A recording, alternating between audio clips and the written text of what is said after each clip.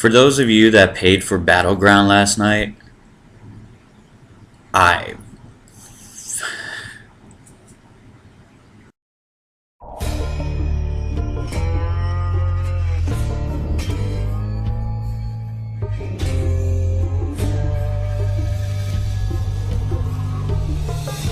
Hey folks, what's going on? I hope you had a great Sunday. For me, it was the opposite. As a Texans fan and as a pro wrestling fan, number one, the Texans got their ass handed to them against the 49ers. I'm not even going to get into that game. That game was just humiliating. But I'm still a Texans fan. I'm not going to give up on them. So, be that as it may. Last night, Battleground, that show was horrible. That was like watching an episode of Raw. And I said in the predictions video, most of the matches on this card you'd see in Raw. And I don't understand why it has to be that way. You had basically no story going into some of these matches. What was the meaning behind the Kofi Kingston Bray Wyatt match? I still don't understand it. The show was so bad, the power went out. That's how bad the show was. The show was so bad, the power went out, and they could have just stopped it there. They could have just packed up their shit and left. That's how bad that show was. There's all two silver linings in this whole thing. That was number one, Cesaro's giant swing on the Great Khali. That was phenomenal.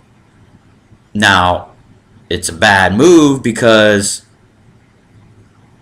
Cesaro is a heel and he's doing a move that fans are cheering for, and all the announcers wanted just to see Cesaro do the giant swing. Right now, Cesaro's only meaning in the WWE is to do the giant swings on the biggest people in WWE. Don't forget about his skill set or him being one of the most or the most pure athlete in the WWE right now. We just want to see you do the giant swing. So that was the main purpose of that tag team match that was thrown in, just for Cesaro's giant swing. It was phenomenal. It was incredible, but it's a face move that the crowd cheered when you're a heel. So they got to figure that out. The second highlight was basically the match of the entire pay-per-view, which was Cody and Goldust versus The Shield, which was awesome. That match got me marking out the entire match. I had goosebumps. That's what that whole match was. So good. That match was so great, and Dusty doing the bionic elbow had me marking out of my chair. The theme, the Dusty Rhodes theme, took me back to the polka dots and sapphire. It was just awesome. It was a great thing to watch, and the moment at the end, it was a great moment. It wasn't just the superstars from the locker room. It was Arn Anderson and Dean Malenko and some of the agents were back there and congratulating them. It was a great and touching moment, but that was all you're going to see for the rest of the show. Couple of things that bothered me. The first match, ADR versus RVD in a Battleground hardcore rules match. You couldn't just call in an Extreme Rules match? I know I've said this in the last video. It's like, it was just to make the name, just to throw the Battleground in there. Just to throw the Battleground name in there. It's just so bad. The Mexican flags on top of the ring posts. What was the meaning for that?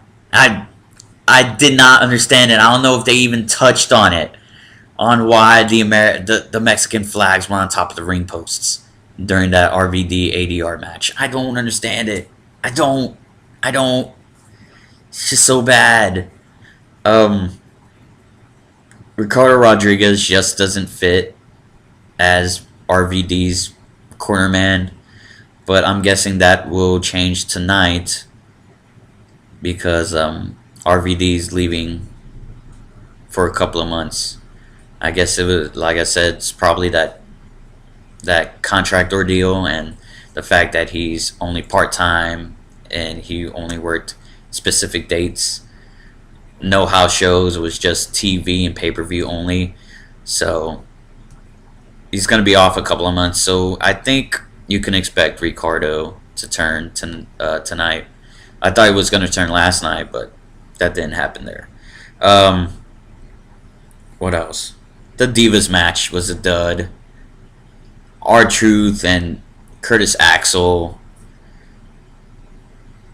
Kofi and Bray Wyatt. These are matches you see on Raw, not on a pay-per-view. These are not matches you spend $55 on. Not. And I feel sorry for the people that pay for this pay-per-view. Like I said in the opening, I'm so sorry. That whole show sucked. That whole show sucked. The only thing that minorly saved the pay-per-view, just an inkling, was the Rhodes family tag team match against the Shield. Did I mention the crossroads that Cody Rhodes hit on Seth Rollins was fucking amazing. The way Seth Rollins sold that crossroads was brilliant. And Seth Rollins is a person that could bump the hell out of a move. But the way he sold that crossroads, it was just phenomenally great. I loved it. It was a great. It was nobody's gonna sell a better crossroads than Seth Rollins sold that crossroads last night. Just a little tidbit there. On to the shit that is the rest of the show. I already went through the other matches that you would see on Raw. Ryback versus CM Punk. You're going back a year, but the roles are reversed. So Punk is the face, Ryback's the heel. Punk, you could tell that Ryback was so limited in the ring when it comes to 15 plus minute matches. You know, you could tell how limited Ryback is. You cannot throw Ryback in a 30-minute match. It's just not happening. It's just not happening. He's so limited. And Punk did all he could to make Ryback look good, but it just wasn't working. I think I heard Ryback calling a spot here and there during the match, but that match was not meant to be that long. It shouldn't have been that long, but it's that. And to win on a low blow is, I mean, I thought it was going to be like Ryback winning the match, because Ryback essentially hasn't been on a pay-per-view since Money in the Bank against Jericho, and he won against Jericho there. I would expect another win just to like have Punk have more hatred towards Heyman and more hatred towards Ryback, that he will want to end it. But that didn't happen. Punk got the win. That's Punk's first win since Payback, and how ironic. Punk's first win since he beat Jericho, and Ryback's first pay-per-view win in a long time was against Jericho and Money in the Bank. So it was just the weirdness of how the whole match ended, you know. But like I said, they'll probably do another one at Hell in a Cell, and this should be the end all. And this should be the end of the Punk Heyman feud, because they gotta start to move Punk in the title picture. It's got to happen by the end of the year. What else? The power outage. Power went out It went on for about what? It was like 3 minutes of nothing happening. Justin Roberts was dead in the middle of the ring, just not saying anything. And I read from reports that there were people in Buffalo that Brad Maddox walked to the ring and told him there was a power outage, and Justin Roberts reminded them as well. But they could have did something else, you know. What about a diva shooting the shirts onto the crowd to keep this to keep the crowd going? You know, that didn't happen. The crowd died a horrible death, and we get to the main event, which was Orton and Bryan. I do admit that match was way better than the match they had at Night of Champions, but the ending just could not save it.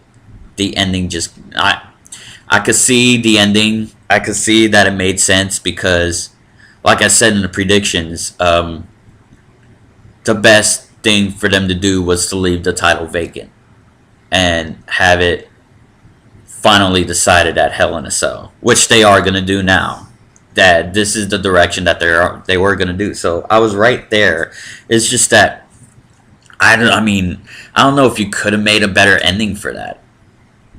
I went over a lot of scenarios, you know. I don't know if there would have been a better ending. A double pin could have been better than the ending we saw, which Big Show just exploded and went off on everybody, took out the referee. And I told you about the Armstrong thing. I know I said Vince, but Armstrong did get involved. But him knocking out Bryan and him knocking out Orton. Basically, Show went heel and face in a span of 5 minutes. It's just the way everything's going down. I was very hopeful about this storyline of the Authority and how they were treating Bryan, and you know, you gotta keep the momentum going. But not like that, you know. That explosion could have that Big Show going off thing could have been meant for a Raw or something. But not for a title. Not when you have the title on the line. You can't save it for that. It's just bad. So I mean, I understood why they had to do the ending because to leave the title vacant. They had to leave the title vacant. You know, just to have the last match between Orton and Bryan be an end-all be-all inside the cell. I can understand that completely. But the way to plan it out, like to that point, there should have been a better way. And I know I'm not a writer, I'm not part of creative, so I wouldn't know. There would have been a lot of things. I would have had a double pin. You know, I would have had the first referee get knocked out and then Armstrong come in. And then both referees, you know, argue and double suplex or something, and Orton and Bryan's arms are on top of each other and both men count to 3. Both referees count to 3. You know, have it a draw and have the title still be vacant. That would have made, you know, that would have made for a better ending. And if it's a draw and the title is vacant, you leave the crowd home happy. You leave the crowd happy, and you have Daniel Bryan do a knee or something on Armstrong or knee Orton to end the pay-per-view. I was reading tweets that people in Buffalo were chanting bullshit and refund, you know, because they didn't do what they didn't do what they set out to do in shows like these. Leave the crowd happy, you know? Have something for the crowd to talk about at the end of the show. Just to know that they saw a good show. You know, no matter the shittiness, no matter the shit quality of it, you know, you take the fans You take the fans home happy. But they didn't do that. They did not do that. In fact, you had Show, like I said, turn heel and face within the span of 5 minutes. You know, have them all, cheer when he goes off, and then he walks out, and the pay per view ends. You know, the fans aren't going home happy with that because you still don't have no champion, and Bryan didn't win, so that hurts Bryan even more. It's just bad. I mean, it's not hurting Orton because Orton's already an established name. It's hurting Bryan because it's his push. He's the one gunning for the title, and that just hurt his chances. It hurt his credibility a little bit as far as the way the finish went down. It's like more at the end. It was more about the Big Show than about Bryan. And Bryan's supposed to be your top face right now. But right now, it's like the roles are switched. And Bryan's a secondary. And Big Show's your top face. It's just the way things went down. It should have went down a little bit better than what it should have. But overall, it was a shit show. The finish was lackluster. A lot of people are still talking about it today.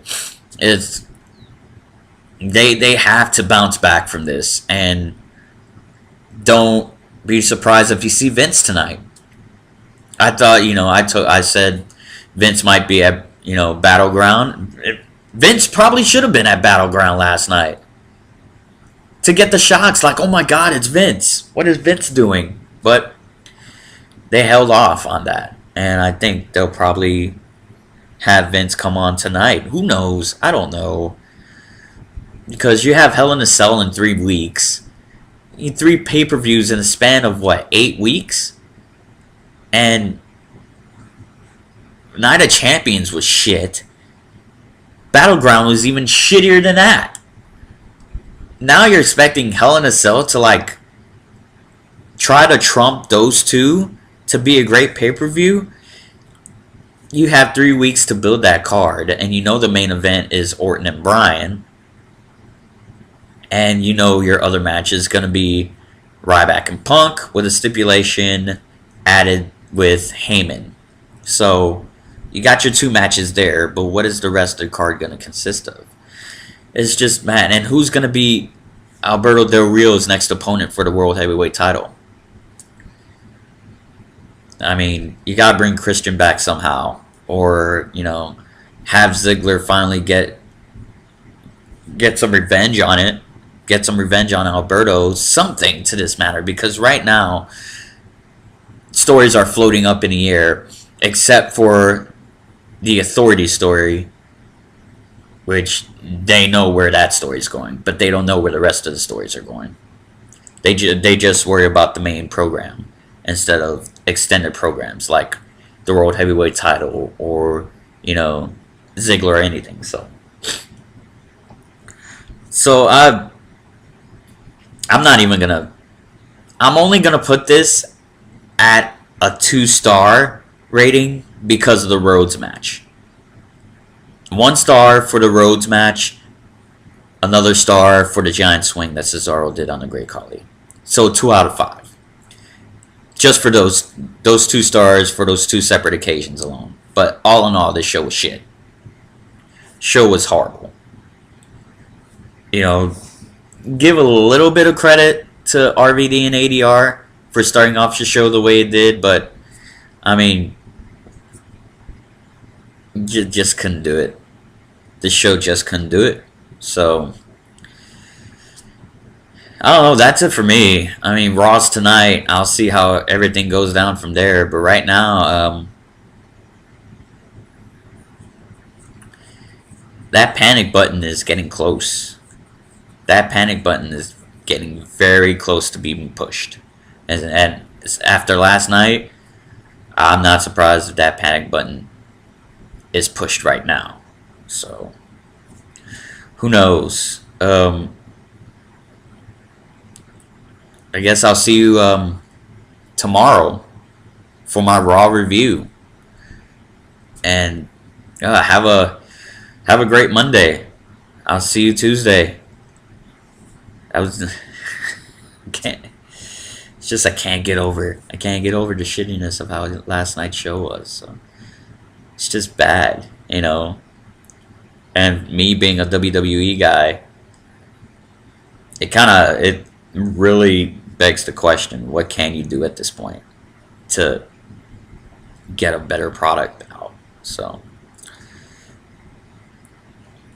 anyway, I'll see you tomorrow with my Raw review. Later.